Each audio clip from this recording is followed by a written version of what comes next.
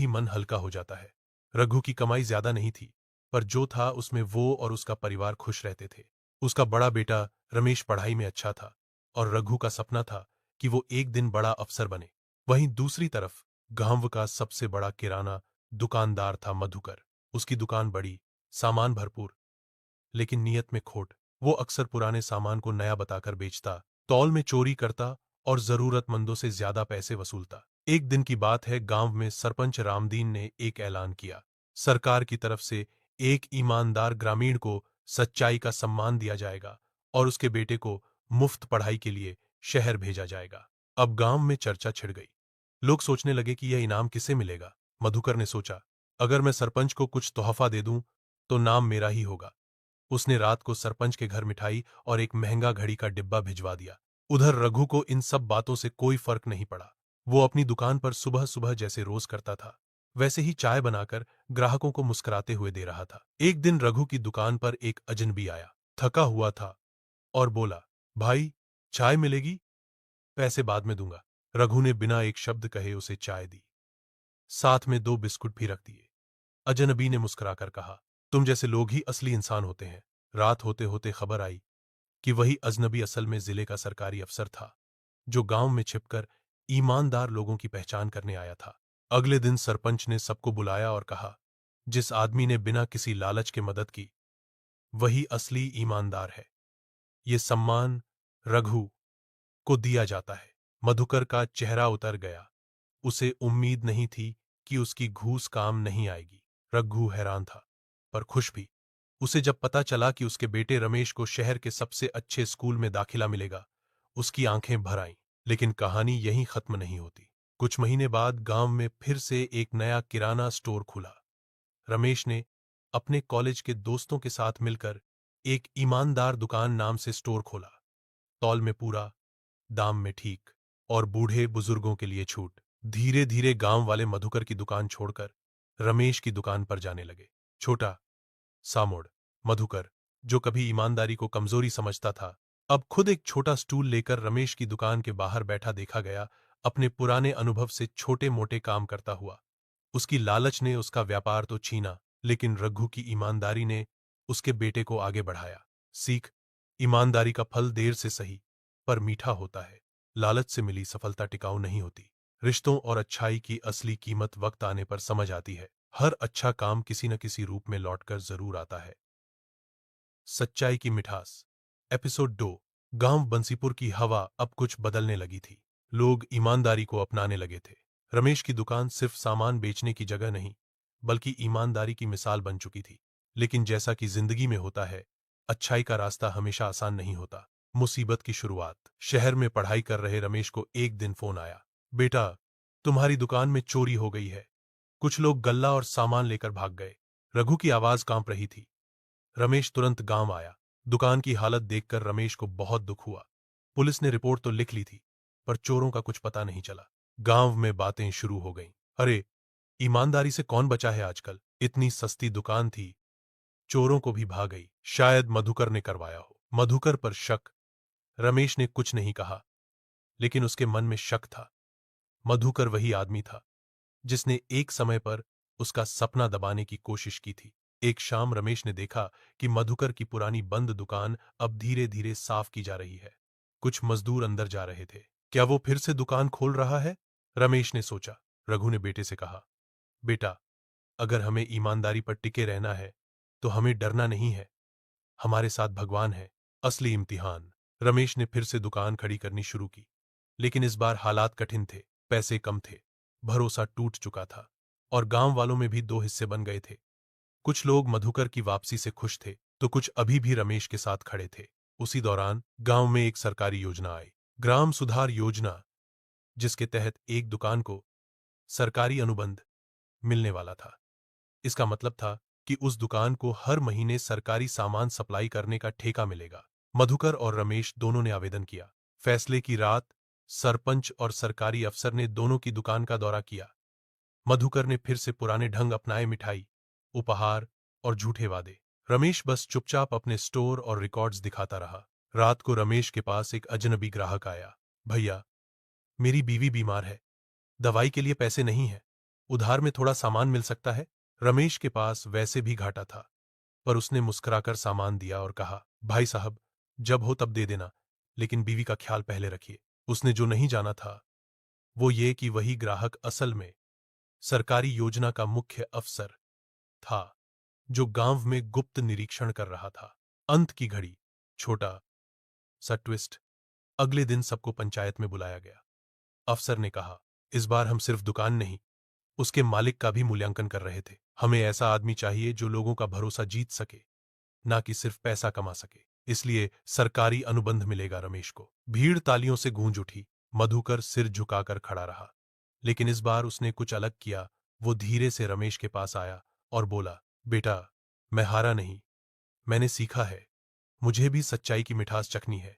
क्या मैं तुम्हारे साथ काम कर सकता हूं?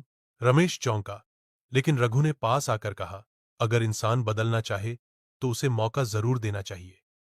रमेश ने हाथ आगे बढ़ाया, चलिए काका, हम साथ मिलकर ईमानदार दुकान को और बड़ा बनाते हैं। सीख, ईमानदारी की राह में बाधाएं जरूर आती हैं, लेकिन जो डटे रहते हैं वही जीतते हैं।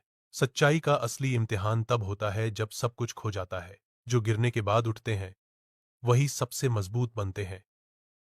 सच्चाई की मिठास। एपिसोड 3। वक्त बदल रहा था। गांव बंसीपुर में अब ईमानदार दुकान एक आदर्श बन चुकी थी। रमेश और मधुकर की जोड़ी ने पूरे जिले में मिसाल कायम कर दी थी। पुरानी सोच और नई सोच का मिलन।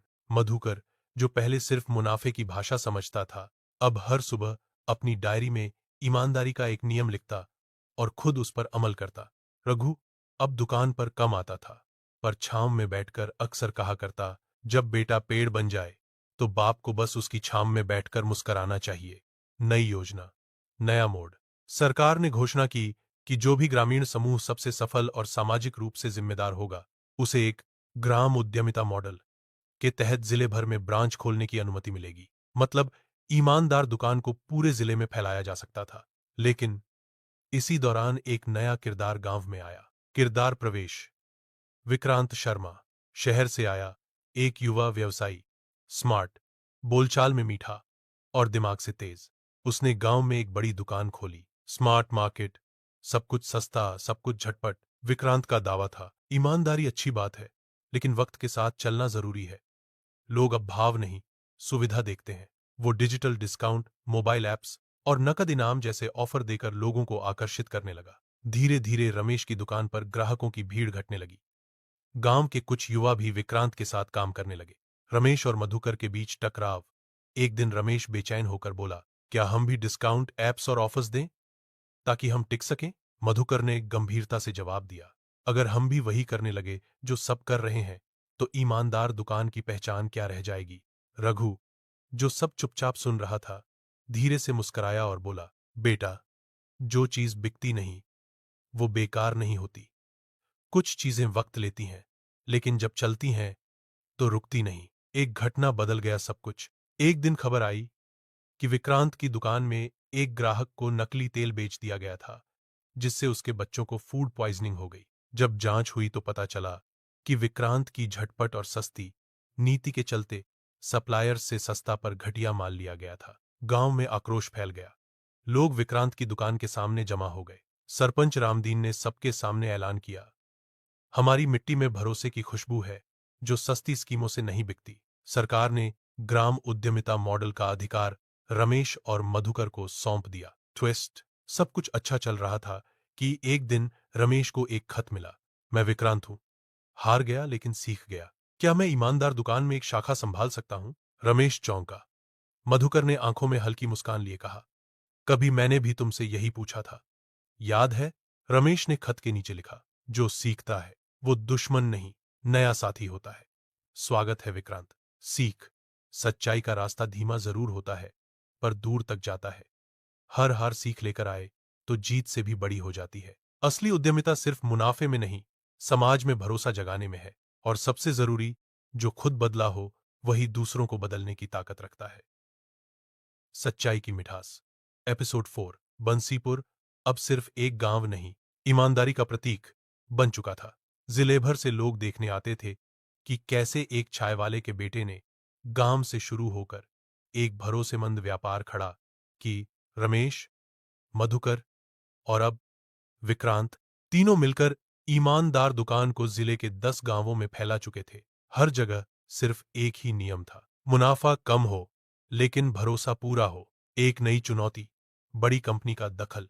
जैसे जैसे ईमानदार दुकान लोकप्रिय हुई, बड़ी बड़ी कॉरपोरेट कंपनियों की नजर इस पर पड़ी। एक दिन रमेश को एक प्रस्ताव मिला, हम आपकी दुकान को खरीदना चाहते हैं, आप ब्रांड बन जाइए, बाकी सब हम संभालेंगे, हम आपका नाम पूरे देश में ले जाएंगे। कंपनी का प्रतिनिधि बहुत समझदार था, महंगे सूट, चिकनी बात और ढेर सारा वादा। रमेश सोच में पड़ गया। परिवार और साथियों की बैठक। उस रात रघु, मधुकर, विक्रांत और कुछ पुराने ग्राहक दुकान पर बैठे। रमेश, अगर हम यह ऑफर स्वीकार करें तो हमारा नाम देश भर में जाएगा, लेकिन वे हमारी नीति और मूल्य बदल सकते हैं। मधुकर, अगर हम सिर्फ नाम के लिए बिक जाएं तो ये वही गलती होगी जो मैंने पहले की थी। विक्रांत, आज मैं यहां तुम्हारे साथ खड़ा हूं क्योंकि मुझे दूसरी बार सुधारने का मौका मिला। अगर कंपनी ने यही नीति बदली तो फिर लाखों विक्रांत बनते रहेंगे। रघु ने सिर्फ एक पंक्ति कही, ईमानदारी व्यापार नहीं, विचार होता है बेटा, और विचार बेचे नहीं जाते, फैलाए जाते हैं। रमेश ने फैसला किया, हम किसी को नहीं बेचेंगे, हम खुद बढ़ाएंगे। एक नई शुरुआत आंदोलन। रमेश ने एक नई पहल शुरू की, ईमानदार भारत अभियान, जिसमें छोटे दुकानदारों को मुफ्त ट्रेनिंग, ईमानदारी के सिद्धांत और डिजिटल टूल्स दिए जाते थे। सरकार ने भी इस प्रयास की सराहना की और इस मॉडल को राज्य भर में लागू करने की योजना बनाई। अब हर जिले में ईमानदार दुकान की शाखाएं खुलने लगीं। रमेश ने विक्रांत को एक पूरे जोन का इंचार्ज बना दिया। मधुकर ट्रेनिंग विभाग संभालने लगे। खुद जैसे दुकानदारों को सुधारने का काम। छोटा लेकिन गहरा मोड़, ट्विस्ट। एक दिन रमेश के पास एक महिला चाय वाली आई, सुमन। वह बोली, बाबूजी, मैं आपकी तरह चाय बेचती हूं, मेरी दुकान पर भी ईमानदार दुकान का बोर्ड लग सकता है क्या? रमेश मुस्कराया, बहन जी, अब से ईमानदार दुकान सिर्फ दुकान नहीं, सोच है।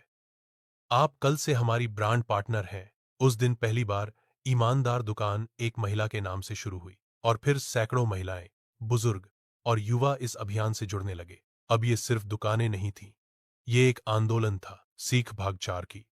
जब ईमानदारी व्यापार बन जाए तो समाज में बदलाव आता है। कॉरपोरेट सफलता जरूरी नहीं कि आत्मा को भी साथ ले जाए।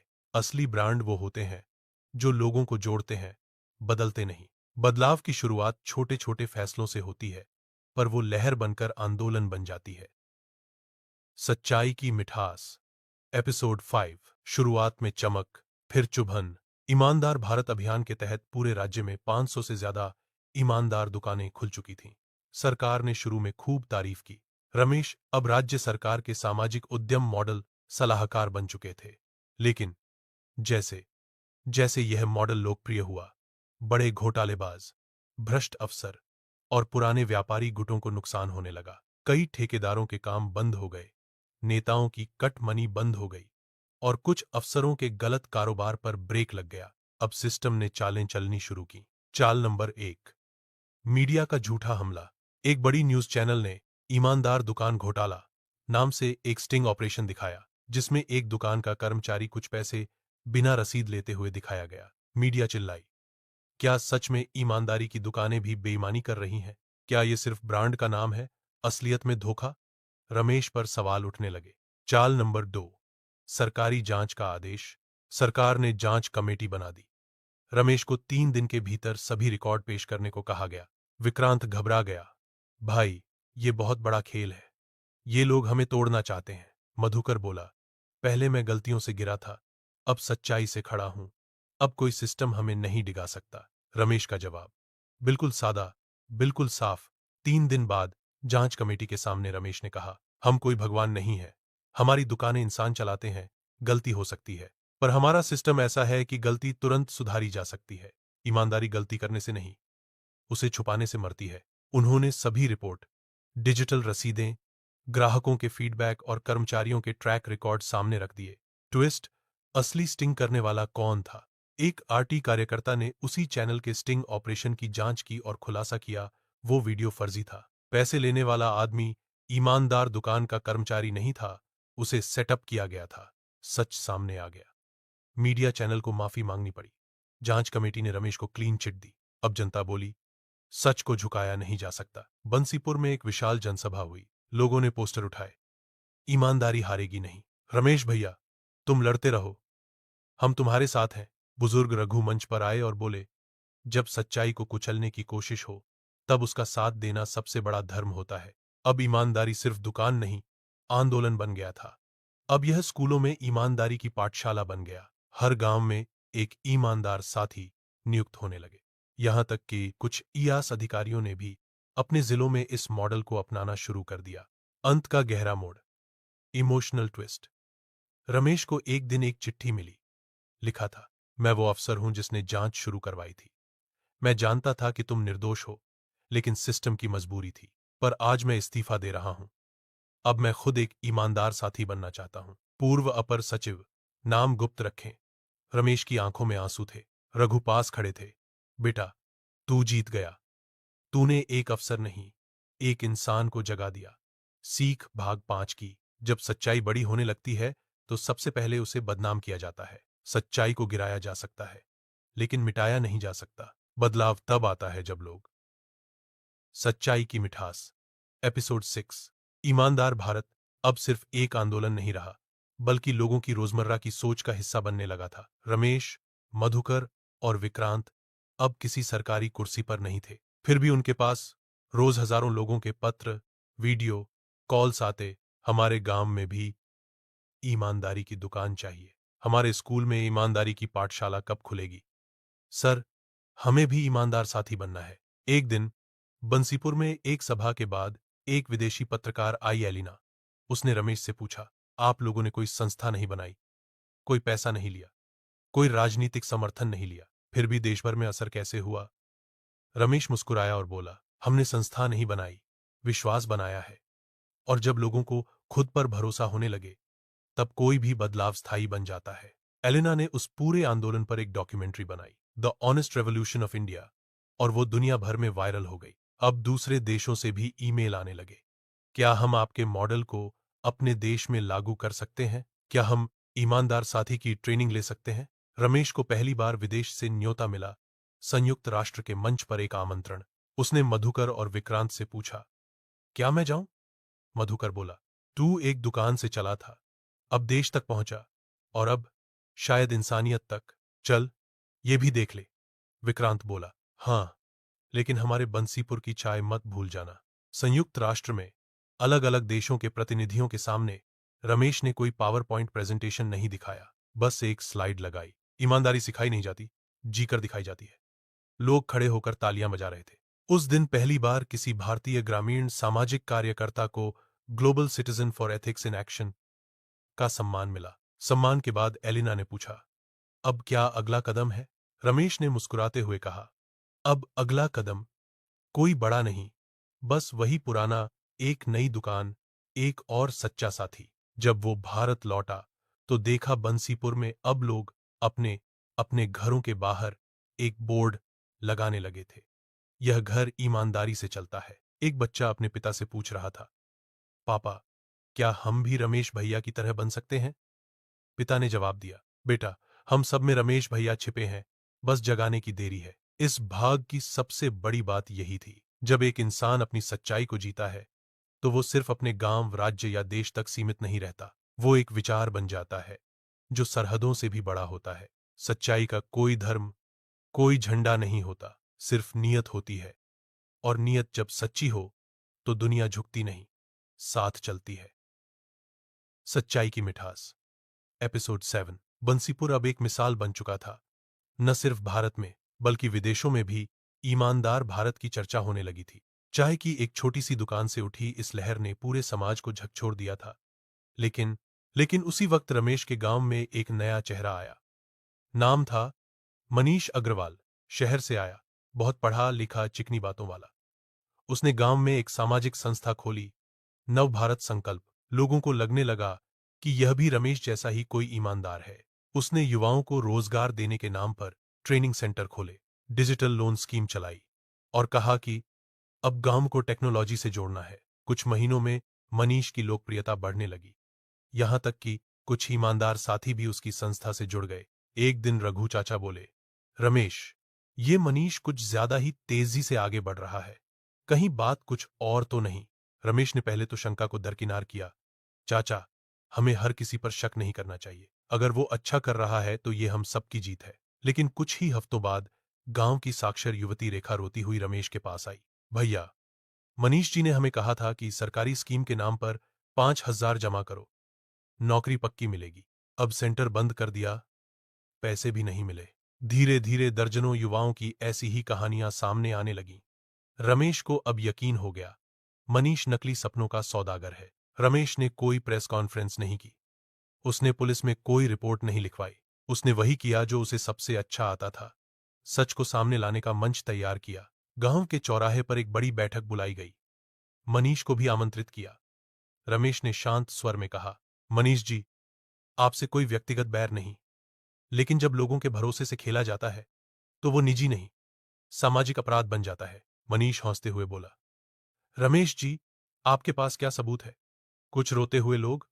इमोशन से देश नहीं चलता, सिस्टम चाहिए। रमेश बोला, सच को कभी सबूतों की जरूरत नहीं पड़ती। जब आवाज उठती है तो वो गूंज बन जाती है। तभी वहां दर्जनों युवाओं ने मनीष की लोन रसीदें, फर्जी दस्तावेज और मोबाइल चैट सार्वजनिक कर दिए। लोग भौचक्के रह गए। अगले ही दिन मनीष पर मामला दर्ज हुआ और उसकी संस्था सील कर दी गई। मगर सबसे खास बात यह हुई कि जिन युवाओं को मनीष ने ठगा था, उन्हीं युवाओं ने खुद ईमानदार साथी केंद्र की नई शाखा शुरू की। रेखा अब वहां की प्रमुख बनी।